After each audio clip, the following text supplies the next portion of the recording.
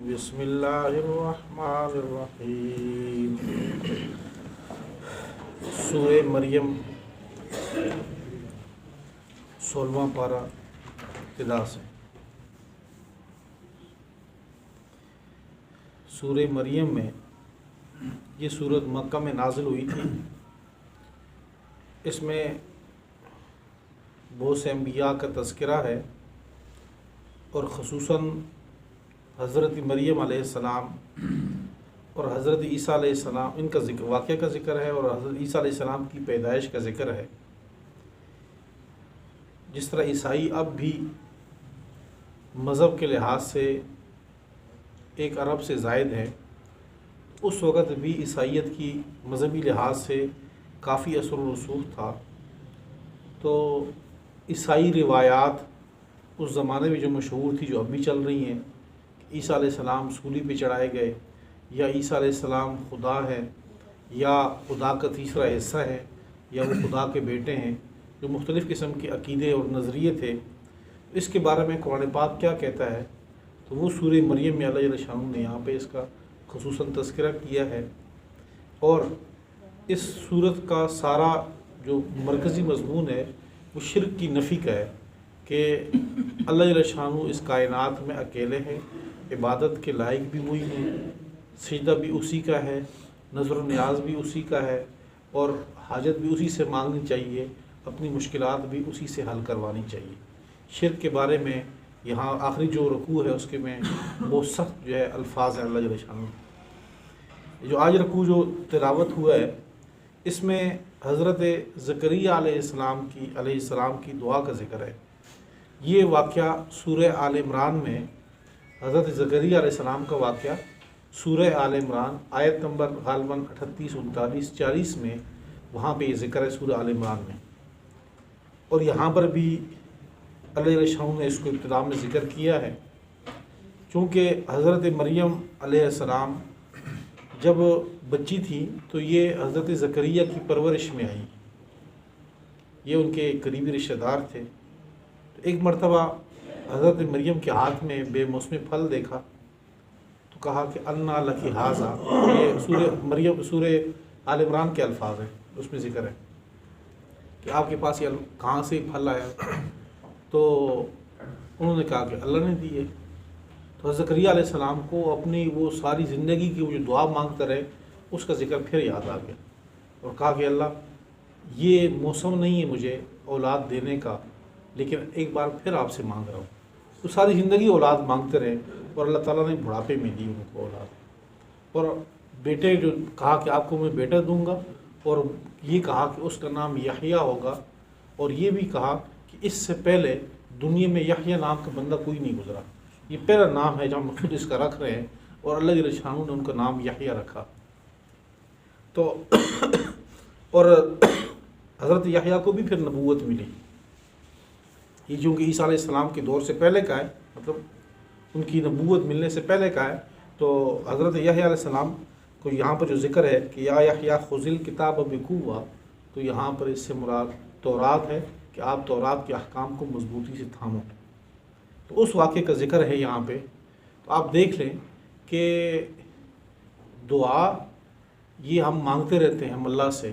تو ہمارے سامنے قرآن پاک یہ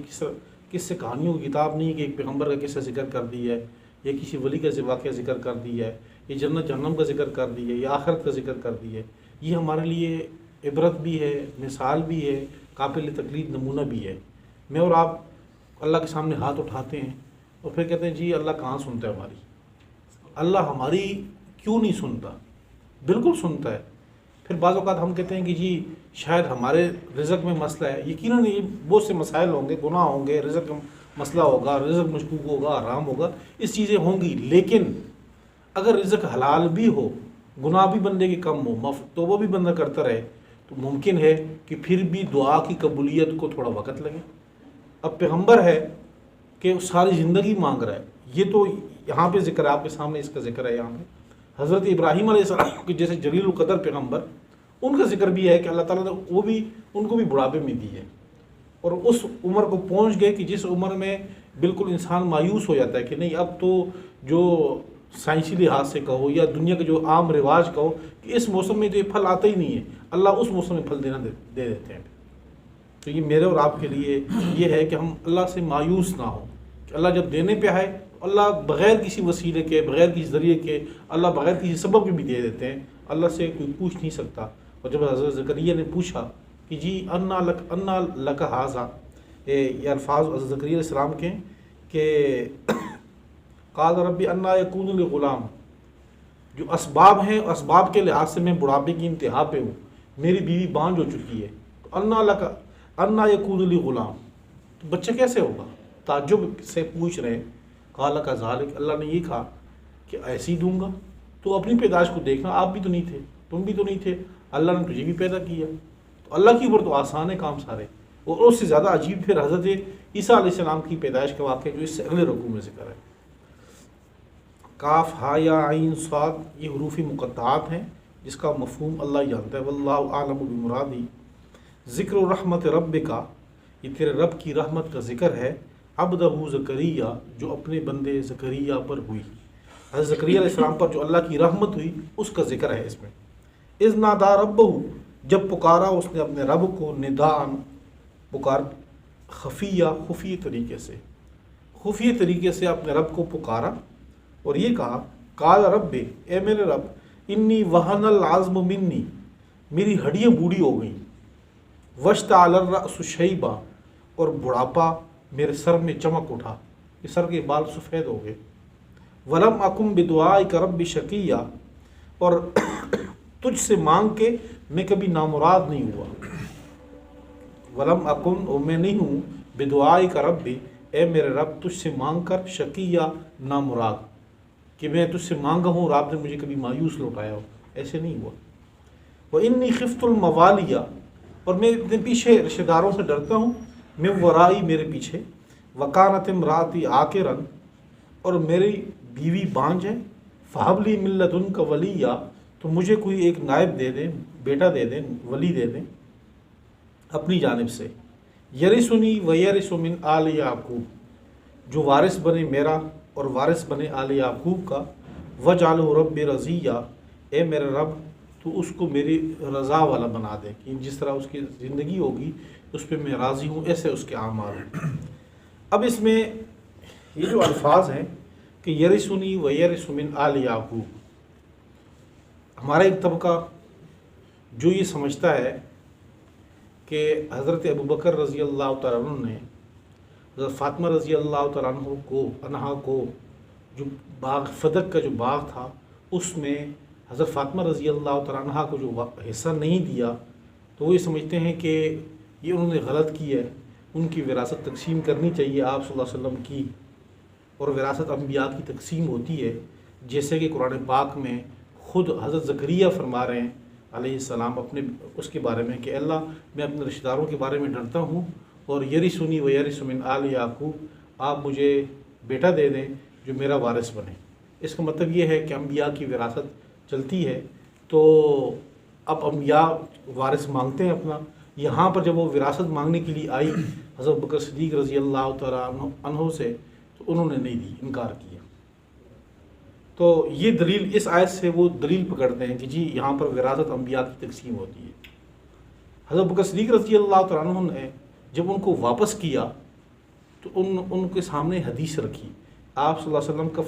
کا فرمان رکھا کہ خود آپ صلی اللہ علیہ وسلم کی زبان اقدس کے الفاظ ہیں کہ نحن معشر الانبیاء، کہ ہم جو انبیاء کی جماعت ہیں، لا نرث ولا، ہم نہ وارث بنتے ہیں نہ ہمارا وارث کوئی اور بنتا ہے، ہم جو ما ترکنا ہو صدقہ، ہم جو چیز چھوڑتے ہیں وہ صدقہ ہوتی ہے، وہ ساری امت کے لیے ہوتی ہے، یعنی او کما قال رسول اللہ صلی اللہ علیہ وسلم کے الفاظ تھوڑے سے آگے پیچھے ہوں، بہرحال مفہوم اس کا یہی ہے کہ ہماری انبیاء کی جو جماعت ہے اس کی وراثت نہیں ہوتی کہ بندہ کوئی مال اولاد مال دولت چھوڑے اور پیچھے کہ مال دولت جو ہے اس کی آگے ورثاء میں منتقل ہو، تقسیم ہو، کہ بیویوں میں تقسیم ہو، بیٹیوں میں بیٹوں میں تقسیم ہو اس کی وراثت، تو انبیاء کی وراثت یہ نہیں ہوتی، اور جو کچھ نبی چھوڑتا ہے تو وہ بیت المال میں جمع ہو کر ساری امت کے لیے وقف ہوتا ہے۔ اس میں یہ حدیث بتائی فاطمہ رضی اللہ تعالیٰ عنہا کو، انہوں نے واپس کیے کہ یہ جو جگہ ہے جس کے بارے میں آپ کہہ رہی کہ مجھے حصہ ملنا چاہیے، تو یہ تو ساری امت کا ہے، اس میں آپ کو شاید علم نہ ہو، یہ چیز اس طرح ہے۔ یہ تو حضرت ابوبکر صدیق رضی اللہ تعالیٰ عنہ کا فعل ہے، تو ظاہر بات ہے کہ حضرت ابوبکر صدیق رضی اللہ تعالیٰ عنہ کے سامنے آپ صلی اللہ علیہ وسلم کا حکم تھا۔ دوسرا انہوں نے اپنی ذات کے لیے نہیں رکھا، کہ ایک ہوتا ہے کہ بھی ذاتی ایک مقصد ہو اس کے لیے۔ اگر انہوں نے حضرت فاطمہ رضی اللہ تعالیٰ عنہ کو بقول آپ کے انہا کو بقول آپ کے محروم رکھا، تو اپنی بیٹی عائشہ کو بھی تو محروم رکھا، وہ بھی تو ان کی آپ صلی اللہ علیہ وسلم کی ازواج مطہرات میں سے ان کا تو حصہ بنتا ہے۔ اس کے بعد چلے مان لیا کہ ایک منٹ کے لیے کہ حضرت ابوبکر صدیق رضی اللہ تعالیٰ عنہ نے غلطی کی، تو حضرت پیچھے اس کے بعد حضرت عمر فاروق رضی اللہ تعالیٰ عنہ انہوں نے بھی تو کبھی نہیں مانگا، نہ اپنی بیٹی کو دیا اس کا حصہ۔ چلے انہوں نے بھی غلطی کی، حضرت عثمان رضی اللہ تعالیٰ نے بھی غلطی کی۔ جب سارے اختیارات حضرت علی رضی اللہ تعالیٰ کے ہاتھ میں آئے تو ہم کہتے ہیں کہ خلافت جب حضرت علی رضی اللہ تعالیٰ کے پاس آئی اور سارے اختیارات ان کے پاس آئے، انہوں نے بھی اس باغ کو اسی طرح برقرار رکھا بیت المال کے اندر۔ انہوں نے یہ نہیں کہا کہ اس کو یہ ہمارے خاندان کا حصہ ہے، یہ میرے بچوں کا حصہ ہے، اس کو ادھر دیا جائے۔ یعنی جو فیصلہ حضرت ابوبکر صدیق نے کیا، حضرت عمر فاروق رضی اللہ تعالیٰ نے کیا، تو اس کو برقرار رکھا خود حضرت علی رضی اللہ تعالیٰ نے۔ یہ اس بات کی دلیل تھی کہ ان کا فیصلہ بالکل درست تھا۔ اب آتے ہیں کہ انبیاء کی وراثت، اس آیت سے جو دلیل پکڑتے ہیں کہ جی انبیاء کی وراثت کا مسئلہ ہے۔ خود آپ دیکھیں، آپ نے فضائل اعمال نہیں پڑھا ہے اور حدیث نہیں پڑھا ہے کہ آپ صلی اللہ علیہ وسلم کے پاس کہیں سے کوئی مال آتا، لوگ ہدیے دیتے، تو جب تک اس کو تقسیم نہ کرتے تو واپس گھر نہ جاتے، سب امت میں تقسیم کر رہے تھے، اپنے پاس نہیں رکھا۔ ایک مرتبہ گھر میں کچھ رہ گیا تو آپ صلی اللہ علیہ وسلم گھر نہیں گئے، کہا کہ عائشہ سے کہو پوچھوں گھر والوں سے کہ کچھ ہے، اگر ہے تو گھر میں نہیں گئے، جب سب کو تقسیم کر دو پھر میں گھر آتا ہوں۔ تو انہوں نے تو اپنے پاس کچھ رکھا ہی نہیں ہے۔ جب یہ باغ آیا، یہ بھی جو ہے وہ جہاد میں ایک باغ آیا تھا خیبر کے موقع پہ، تو اب یہاں پر جو ذکر ہے کہ وَإِنِّي خِفْتُ الْمَوَالِيَ، کہ حضرت زکریا علیہ السلام ڈر رہے ہیں اپنی ورثاء سے۔ کیا انبیاء کا مقام یہ ہے کہ وہ یہ اس بات پہ ڈرتے ہوں کہ جی میری میری جو جائیداد ہوگی، میرے جو گھر ہوگا وہ جا کر جو ہے میرے رشتہ داروں کے پاس چلا جائے گا، اس بات پہ ڈرتے ہوں؟ یہ تو عام جو اخلاقی بندہ ہو اس پہ بھی وہ بندہ بھی نہیں ڈرتا کہ میرے اگر ورثاء میں چیز تقسیم ہوتی ہے تو وہ مرتے وقت کھلے دل سے کہتے ہیں کہ جی ٹھیک ہے، جو جن کا حصہ بنتا ہے ان کو دینے دو اس کو۔ پیغمبر اس بات سے کبھی نہیں ڈرا کہ میری وراثت یا بقول آپ کے وراثت جو ہے وہ تقسیم ہو رہی، پیغمبر اس بات سے ڈرا ہو نہیں۔ یہاں پر جو ورثاء جسے کہہ رہے ہیں کہ وَإِنِّي خِفْتُ الْمَوَالِيَ، میں اپنے رشتہ داروں سے ڈرتا ہوں کہ یہ جو علمی میراث ہمارے درمیان چل رہی ہے، یہ علمی میراث وہ ضائع کر دیں گے، ان میں وہ اہلیت، وہ صلاحیت نہیں ہے کہ وہ میری اس نبوت کی جو سلسلہ چل رہا ہے اس خاندان کے اندر، یہ علم جو ہے وہ ورثاء کو میں دیکھ رہا ہوں کہ اس درجے کے نہیں ہے کہ وہ سنبھال سکے۔ اے اللہ مجھے کوئی ایسا بیٹا دے دے کہ جو میری علم کا جو وراثت ہے، یہ نبوت اے اللہ جو آپ نے جاری رکھی ہوئی اس خاندان میں، یہ سلسلہ چلتا رہے، اور وہ بھی ایسے کہ وہ ان کے بیٹا جو بنا تو آگے وہ پیغمبر اللہ تعالیٰ نے بنایا اس کو۔ دوسرا قرآن پاک کے اندر کے الفاظ خود بتا رہے ہیں کہ یہاں پر وراثت کس چیز کی ہے۔ یہ الفاظ آپ دیکھیں، یرثنی و یرث من آل یعقوب، کہ وہ میرا وارث بنے اور آل یعقوب کا وارث بنے۔ تو آل یعقوب کا وارث کیسے بن سکتا ہے؟ جو لوگ صدیوں پہلے فوت ہو چکے ہوں، جو پہلے صدیوں پہلے گزر چکے ہوں، ان کا وارث کیسے بنے گا؟ تو آل یعقوب کے اندر سارا علمی خزانہ کہ حضرت ابراہیم علیہ السلام پیغمبر ہے، پھر ان کے بیٹے حضرت اسحاق پیغمبر ہیں، پھر ان کے بیٹے حضرت یعقوب پیغمبر ہیں، پھر ان کے بیٹے حضرت یوسف علیہ السلام پیغمبر ہیں۔ یہ سلسلہ جو چل رہا ہے آل یعقوب کے اندر نبوت کا، پھر حضرت یعقوب علیہ السلام کو یعنی اسرائیل بھی کہتے ہیں، بنی اسرائیل کے اندر ہزاروں پیغمبر آئے، تو اسی نسل سے آئے ہیں سارے۔ تو یہ کہہ رہے ہیں کہ آل یعقوب سے وارث بند ہے، تو بیٹا اگر مال دولت کا وارث بنتا ہے تو وہ والد سے بنتا ہے، نہ یہ کہ پیچھے جو ہے صدیوں پہلے جو بندے فوت ہو چکے ہیں ان کا وارث بن رہا ہوتا ہے۔ تو یہ قرآن پاک کی آیت خود بتا رہی ہے کہ یہ یہاں پر وراثت صرف علمی ہے، جیسے کہ آپ صلی اللہ علیہ وسلم کا ایک فرمان ہے جس کا مفہوم ہے کہ ہم جو ہے ہماری جو وراثت ہے وہ صرف علمی ہے، کہ یہ العلماء ورثۃ الانبیاء، یہ جو کہا جاتا ہے کہ علماء انبیاء کے وارث ہیں۔ تو یہ کس چیز کے وارث ہیں؟ کہ وہ جو سنت کے وہ جو رہنمائی ہے قرآن پاک کی وہ علماء کے پاس ہے، اور نبی آ کر امت کو اسی چیز کی تعلیم دیتا ہے۔ تو یہی وراثت علم کی جو حضرت زکریا علیہ السلام اپنے اور اللہ سے مانگ رہے ہیں کہ اللہ کوئی ایسا وارث دے دے جو میرا علمی خزانہ جو میرے پاس ہے، علم کا جو صدیوں سے چلا آ رہا ہے، یہ آگے بھی منتقل ہو اور آگے بھی جائے۔ یا زکریا، اے زکریا، انا نبشرک بغلام، بے شک میں خوشخبری دیتا ہوں تجھے، بغلام، ایک ایسے بچے کی، اسمہ یحییٰ، جس کا نام ہوگا یحییٰ،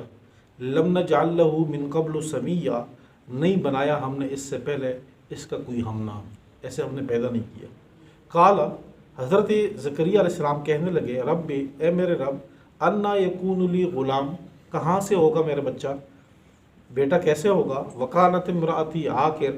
اور میری بیوی بانجھ ہو چکی، وقد بلغت من الکبر عتیہ، اور میں بڑھاپے کی انتہا کو پہنچ گیا۔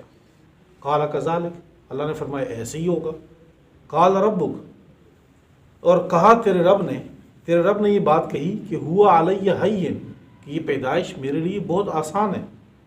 وقد خلقتک،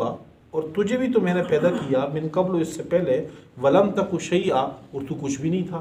دنیا میں نام و نشان نہیں تھا، تجھے بھی میں نے پیدا کیا، تو تیری اولاد کو بھی آگے بغیر کسی اس کے بظاہر جو ظاہری اسباب ہے اس کے بغیر پیدا کر دوں گا۔ قال رب اجعل لی آیا، حضرت زکریا علیہ السلام کہنے لگے، اے میرے رب، اجعل لی آیا، میرے لیے کوئی نشانی بنا دیں، کوئی مجھے بھی پتہ چلے کہ کب ہوگا، کیسے ہوگا، کوئی نشانی میرے لیے مقرر کریں۔ قال، تو رب نے کہا، اللہ علیہ السلام نے فرمایا، آیتک، نشانی تیری یہ ہے کہ اللہ تکلم الناس،